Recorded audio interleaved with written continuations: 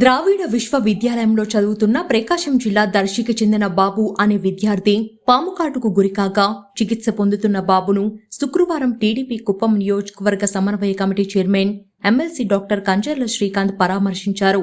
మెరుగైన వైద్యం అందించాలని డాక్టర్లను కోరారు.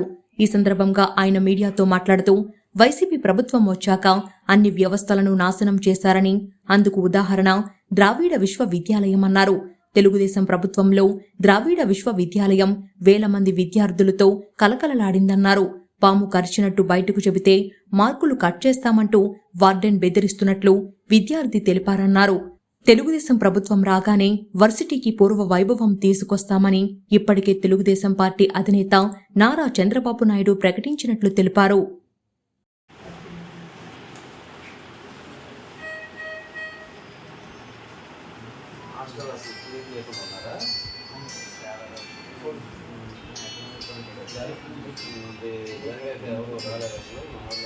వాళ్ళు బీసీ కానీ హాస్పిటల్ డెవలప్ చేసుకున్నాడు.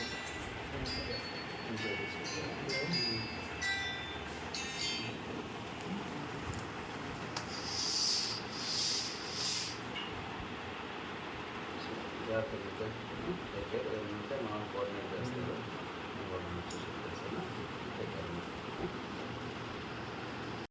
ఈరోజు కుప్పం నియోజకవర్గంలో వైఎస్ఆర్సీపీ పార్టీ అధికారంలోకి వచ్చాక వ్యవస్థలన్నీ ఏ విధంగా నాశనమైనవి, వ్యవస్థలన్నింటినీ ఏ విధంగా రాజకీయ పరంగా చేస్తున్నారనే దానికి ఉదాహరణ ద్రవిడియన్ యూనివర్సిటీ.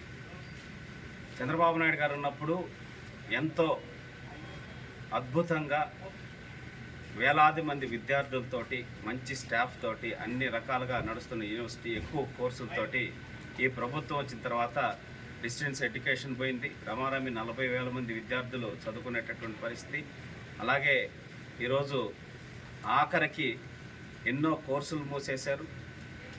ఆఖరికి ఎవరైతే అవుట్సోర్సింగ్ సిబ్బంది ఉన్నారో, క్లీనింగ్ చేసేటటువంటి కానీ లేకపోతే ఆఫీస్లో ఉన్నటువంటి అవుట్సోర్సింగ్ సిబ్బంది, వాళ్ళకి జీతాలు ఇవ్వలేనటువంటి పరిస్థితికి యూనివర్సిటీని తీసుకొచ్చారంటే ఇంతకన్నా దారుణం ఇంకోటి లేదు. గత 2 నెలలుగా విద్యార్థుల హాస్టల్లో ఉండే విద్యార్థుల రూములు కనీసం చిమ్మను కూడా చిమ్మేటటువంటి పరిస్థితి లేకుండా ఉంటే ఈరోజు ఒక విద్యార్థి ప్రాణాపాయ స్థితిలోకి వచ్చారు. రూమ్లోకే పాము వచ్చి పాముండి కరిస్తే ఈరోజు తోటి విద్యార్థులు యూనివర్సిటీ వాళ్ళు పట్టించుకోకపోతే సిబ్బంది తోటి విద్యార్థులు తీసుకొచ్చి గవర్నమెంట్ హాస్పిటల్లో చేరిస్తే భగవంతుడి దయ వల్ల ఆ అబ్బాయి ప్రాణాపాయ స్థితి నుంచి బయటపడ్డాడు. బాబు MBA ఫస్ట్ ఇయర్ దర్శి నుంచి, ప్రకాశం జిల్లా దర్శి నుంచి వచ్చున్నాడు. ఆ అబ్బాయికి ఇక్కడ ఇంత ఇబ్బంది జరిగినా కూడా యూనివర్సిటీ నుంచి ఏ ఒక్క సపోర్ట్ కూడా అనేది లేదు. ఆ అబ్బాయి ప్రాణాలకు ఏదన్నా అపాయం జరిగి ఉంటే ఎవరు బాధ్యులని మేము ప్రశ్నిస్తూ ఉన్నాం. అలాగే ఇంకా వార్డెన్ బెదిరిస్తాడంట, ఇదేదన్నా బయటికి చెప్తే నీ మార్కులు కట్ చేస్తాం, నీ ల్యాబులు కట్ చేస్తాం అని చెప్పనేసని వార్డెన్ గారు, అలాగే ఇంకెవరన్నా వాళ్ళని బెదిరించే వాళ్ళందరికీ కూడా హెచ్చరిక జారీ చేస్తున్నాం.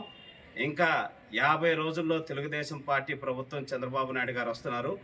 ఎవరెవరైతే ఇట్లా బాధ్యతారహితంగా ప్రవర్తించారో వాళ్ళందరి మీద చట్టపరమైన చర్యలు అనేది తీసుకోవడం జరుగుతుంది.